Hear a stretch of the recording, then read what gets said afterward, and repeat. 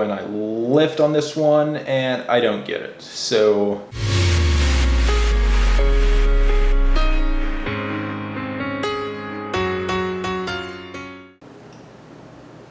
what's going on, everyone?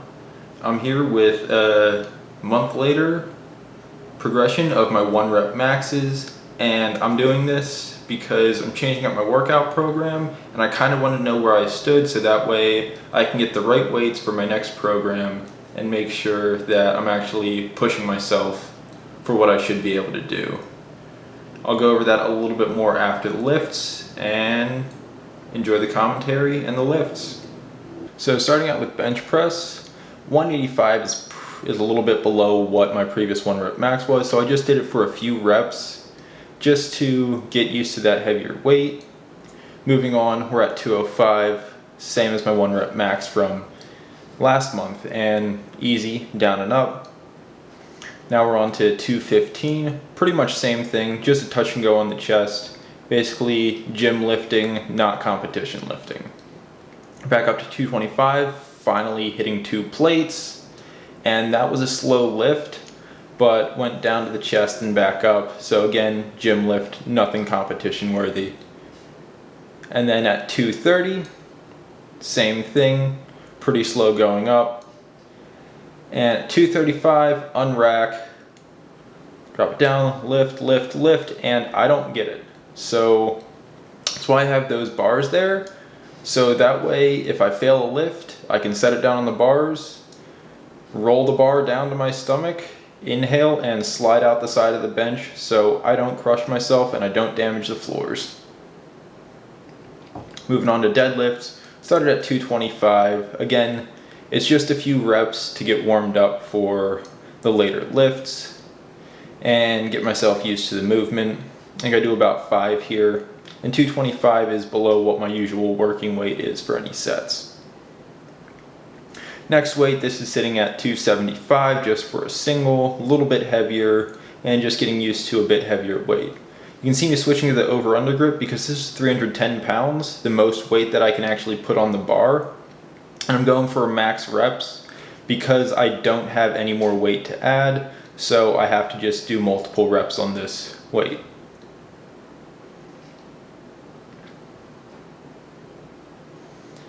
And 4 reps through, pretty good. I take a couple seconds in between some of the reps just so I can re-catch my breath and brace better. And I go and I lift on this one and I don't get it. So 310 for 4. Moving on to squats. Again, 225, less than my usual working weight. And just a few reps to, again, get warmed up in the squat movement. Nothing special going on here. Easy enough, and rack it. Now we're at 275, 15 pounds below my previous 1 rep max. And this is what I would consider the start of being heavier weights. So this is just going to be for a single, down and back up, pretty smooth. And again, getting used to that heavier weight. As you can see here, I am putting those pins back in, so if I end up failing a lift, I don't have to drop the weight onto the floor and potentially damage it. So put those in because I usually lift by myself without a spotter, and I'd rather be safe than sorry. But this is 290, so same as my 1 rep max from last month.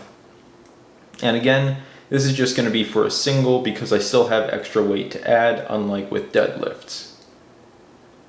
So walking it back, setting my feet up, and down, and back up. I think that one looked a little bit smoother than the 275, but that might just be me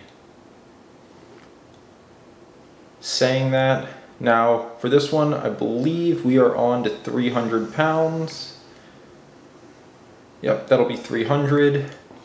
Down and back up. Pretty slow coming up after hitting the bottom. So hit the bottom, came up a little bit, and slowed down a lot. But I felt confident enough to move on. This is 310 pounds, so again, max amount of weight that I have. I'm going to do this for as many reps as I think I can handle. So I go down and back up 1. That's probably about as fast as the 300-pound lift went. And then I decided to breathe a little bit and then go for a second one. And that second one was not that great in my opinion. I felt while I was doing it that I leaned forward some, and I just didn't like that. So overall with this, I didn't really end up progressing as much as I would have liked to. I did progress a decent bit. I mean, 4 reps versus 1 at 310 for deadlifts, 230 versus 205 for bench, and then 310 for 2 versus 290 for 1 on squats.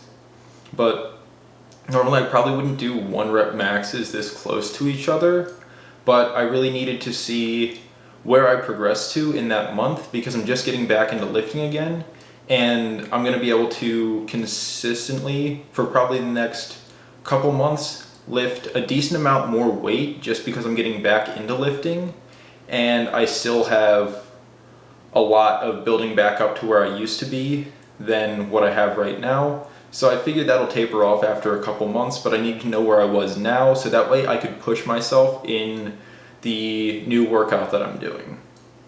So the old one ended up having me lifting about 3 times a week, as in 3 times a week.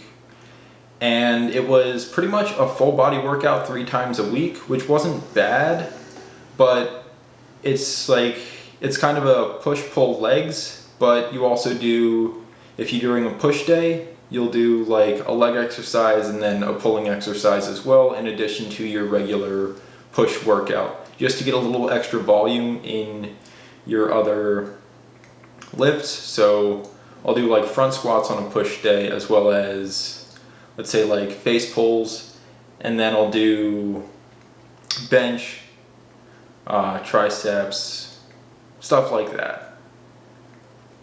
So with this new workout, it ends up being pretty much a push-pull leg split, and then it's 6 workouts every 8 days, 2 rest days. So you do a push-pull legs rest, push-pull legs rest, and until I go through this program for a few months, I'm not going to really be able to comment on how effective it's going to be for me or how potentially effective it could be for someone else.